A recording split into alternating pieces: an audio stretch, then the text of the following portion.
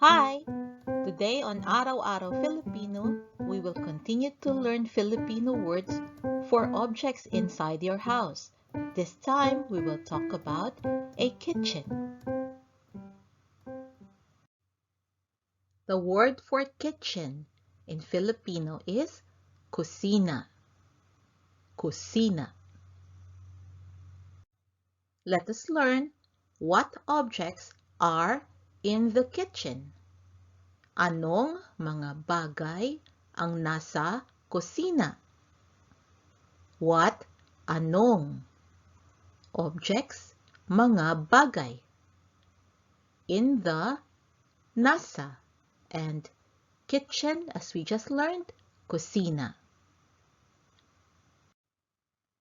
As with any other room in your house, a kitchen will have a ceiling or kisame, floor, sahig,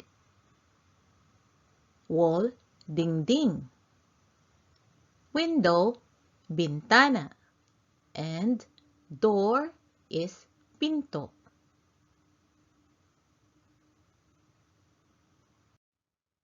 Here are the common objects that we will find in a kitchen or kusina.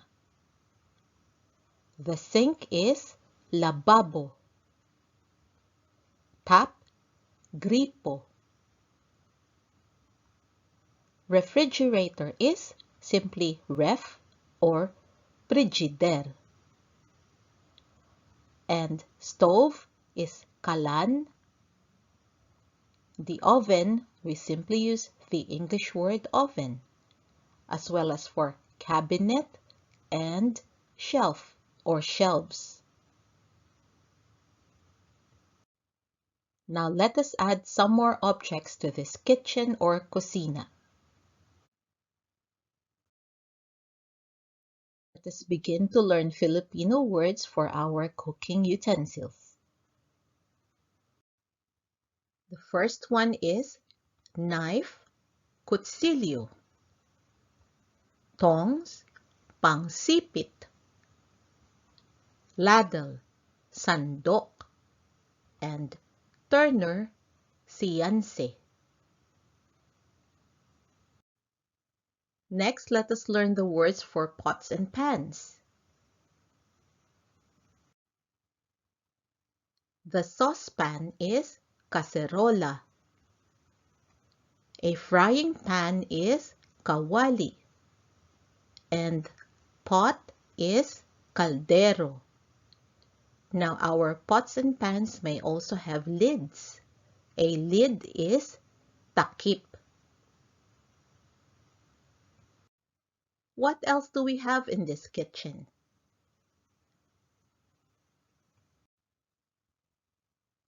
Dishes are mga pinggan or also mga plato.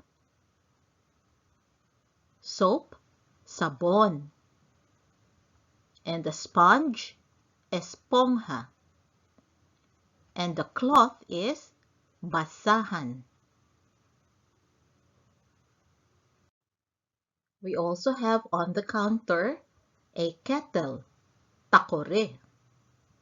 And the power outlet is saksakan. We can also have the following objects in our kitchen or kusina. Strainer, salaan.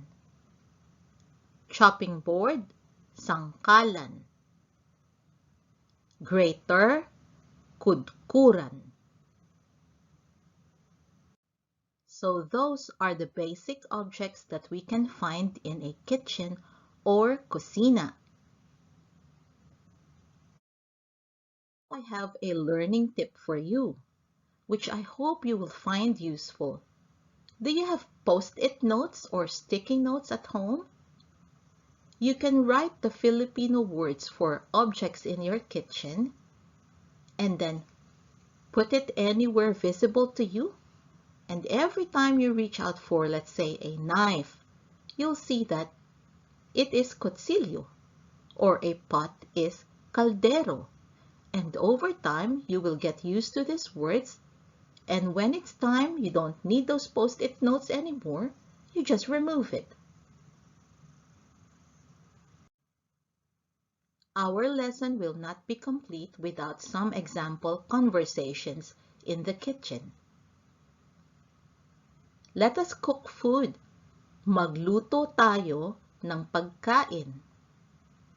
As, tayo. Cook, magluto. Food, pagkain. I will help, Mom. Tutulong po ako, nanay. Ako, will help, tutulong. Mom, nanay.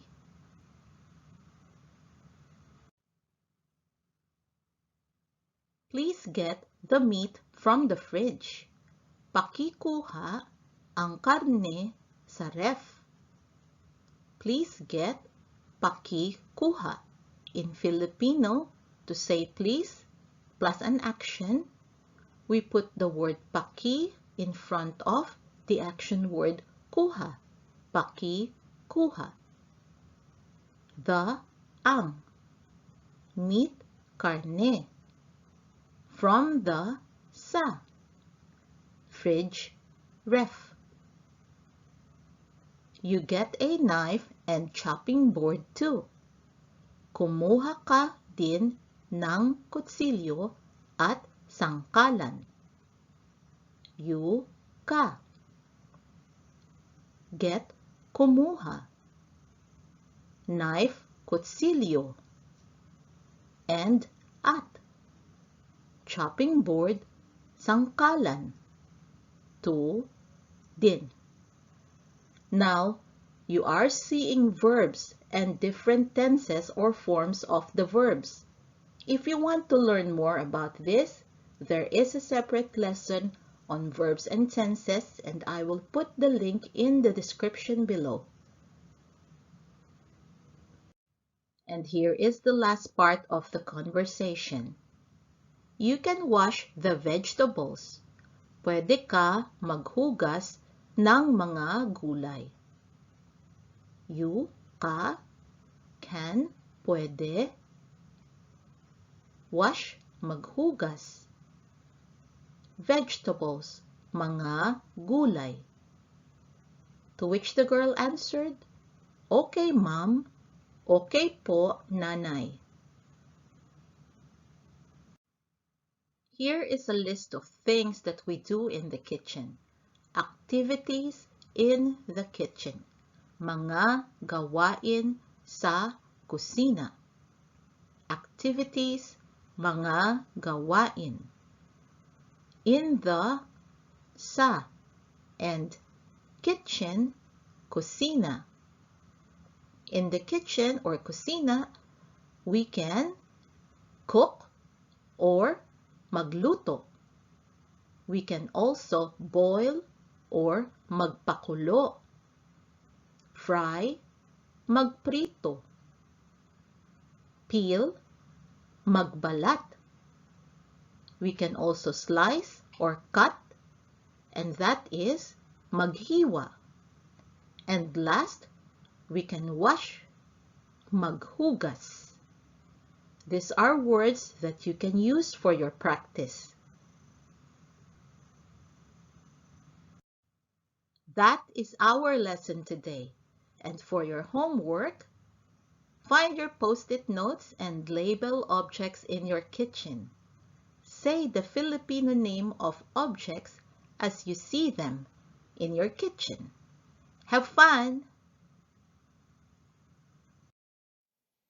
I hope you can join us again next time on Araw-Araw Filipino.